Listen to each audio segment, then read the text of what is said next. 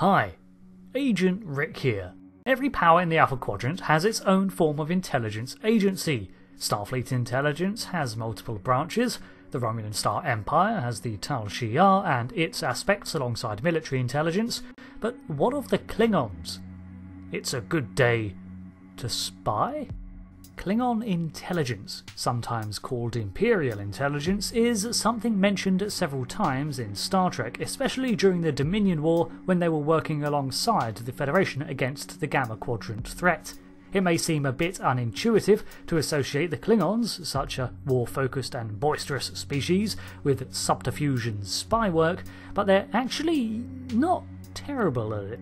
In apocryphal content, Emperor Karag is credited with the formation of the first true Imperial Intelligence service as a way to secure his rule. He used loyal spies to inform him of other houses' dealings in both military and civilian sectors.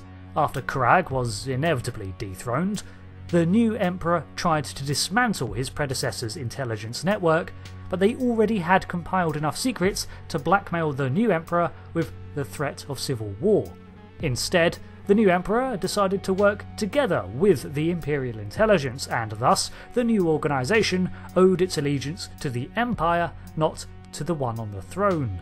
It would stand to safeguard the Empire and all its houses from threats both internal and external. As this mentions an Emperor, we can date this as pre-Federation, as by then the position of Chancellor had superseded the role of Emperor, which remained vacant until 2369, when a clone of Kahless was ceremonially appointed to the role. Of course, it's highly doubtful that any martial culture would ever abandon the notion of solid information gathering, so the roles of spies and such probably existed long before this. But this was supposedly the first instance of a unified agency beholden to the Empire as a whole and not individual houses. In fact, humanity's first ever contact with the Klingons in 2151 involved such an agent working on behalf of the Empire. Well, technically we don't know if Klang was an agent or simply a courier, but he was carrying sensitive information for the eyes of the High Council when he was waylaid by Suliban on Earth, Broken Bow. After being wounded, he was patched up and delivered by the NX-01 Enterprise back to Kronos to deliver his intel. The information was concerning the Suliban Cabal's attempts to destabilise the Empire by faking attacks from one of its own great houses.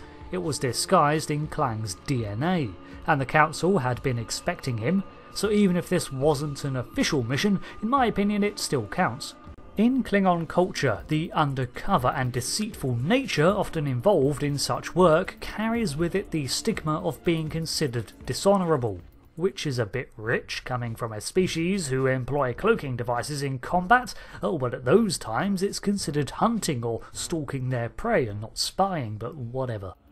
This likely comes from the politically motivated actions from the internal strife among the houses, where assassins were often hired to take out opponents in situations where law or fair combat were not favourable.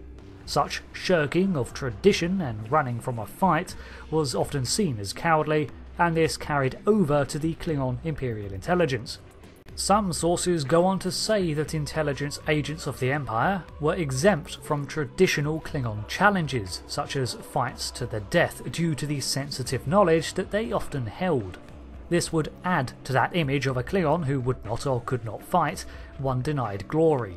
Harshly, too, an agent who failed in their intelligence missions was usually exiled from the Empire, which would then deny them a chance to win back any lost honour. All this paints the role of a Klingon agent as a very thankless one. The unification of the Great Houses into the KDF occurred following the Klingon skirmishes and war of the mid-23rd century, and as such saw a radical restructuring of the Empire's numerous diverse militias into a single Klingon defence force. While begun by the radical T'Kuvma, the unification of the Klingons was continued by Kol of the House of Kor and then L'Rell of the House Milkai. This assimilation of the houses incorporated the strengths each house could bring into its ranks, but the only part I want to look at today is the House of Milkai. Of the 24 great houses in 2256, the House of Milkai already had a rather dishonourable reputation. It was headed by Ujili, and it looks as if they may have been the origin of many of the more nefarious traits associated with Klingon spies. Their house retained its status among the hierarchy of the Empire through the flow of information and the use of an extensive spy network all of its own. They also favoured misdirection, and during battle with the Federation, they lured the UFP into false peace talks to capture a high-ranking official. One of their practices, however, involved extensive physical augmentation to disguise their agents as another species. This process was invasive and traumatic, involving a lot of surgery down to the bone to reshape the Klingon anatomy to whatever was needed. Another part was the extensive mental conditioning to create sleeper agents if needed. Such is the case with the replacement of Starfleet officer Ash Tyler with the surgically altered Vok. Vok was required to infiltrate the USS Discovery NCC 1031 with a side dish of personal vendetta. However, once altered, he was unaware of his mission until he was activated by L'Rell, which allowed him to convincingly integrate with Starfleet. As with the unification of the Klingon forces, it seems likely that this radical method of creating spies was adopted by the intelligence agencies, especially as L'Rell of the House Mulcahy strong-armed her way into chancellorship and for a time had sway over the future policy for the Empire. We see the reuse of human-looking spies again in 2268 with Arne Darwin, this time at the behest of the Klingon Intelligence Agency rather than a single house. Grolnak, as his name had been, was tasked with infiltrating the Federation and interfere with the operations to colonize Sherman's planet. As part of his schemes, he managed to poison a shipment of grain bound for the world by posing as the assistant to the Federation Undersecretary for Agriculture. His plan was foiled by an outbreak of tribbles, of all things, which got into the grain stores and died from eating the contaminated produce. On top of this, the tribbles' natural aversion to Klingons led them to react poorly to Darwin and expose him.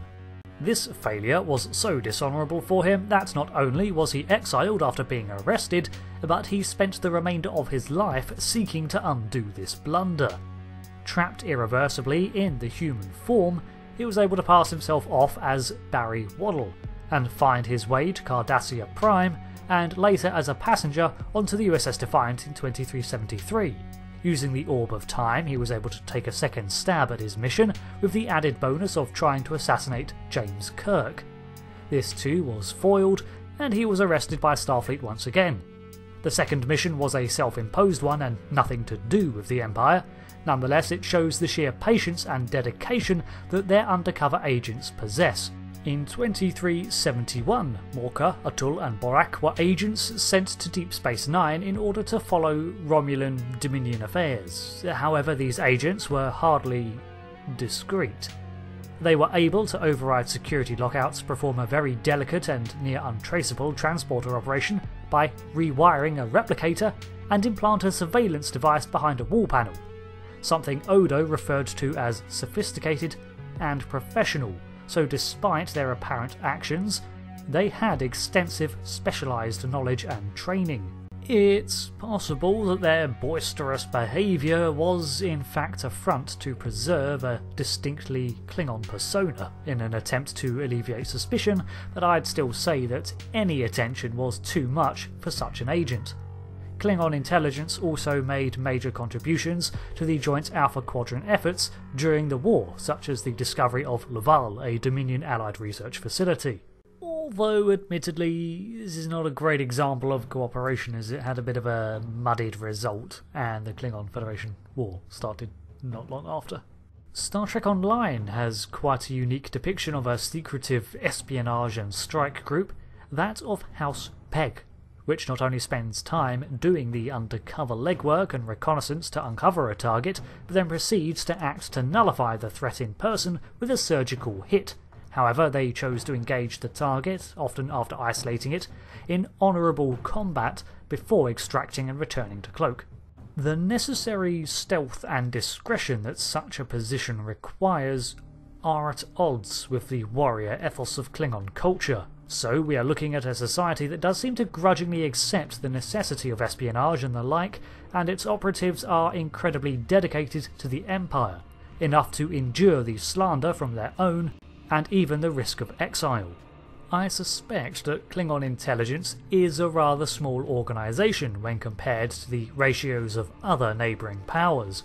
Those who serve in its ranks make great sacrifices in the acquisition of honour, and for a Klingon, death can be preferable to dishonour. On a side note, this obsession with honour being only won in combat is a notion that has been building in Klingon society, and it is made clear from both non-warrior Klingons and even the parables of Kalis that earlier iterations of the Empire were not so focused on this warring path. Nevertheless, agents of the Empire have access to intricate training and highly specialised equipment, the likes of which the KDF do not, and have adequate enough analytical skills to make significant contributions to any war effort. In short, don't underestimate a Klingon spy. Thank you for watching this breakdown of the Klingon Intelligence Agency and its role in the Empire. Apologies if I miss any video uploads this week. I've been making trips to the fracture clinic, so real life is demanding a lot of attention right now. Thanks again, and until next video, I've been Rick. So long, and goodbye.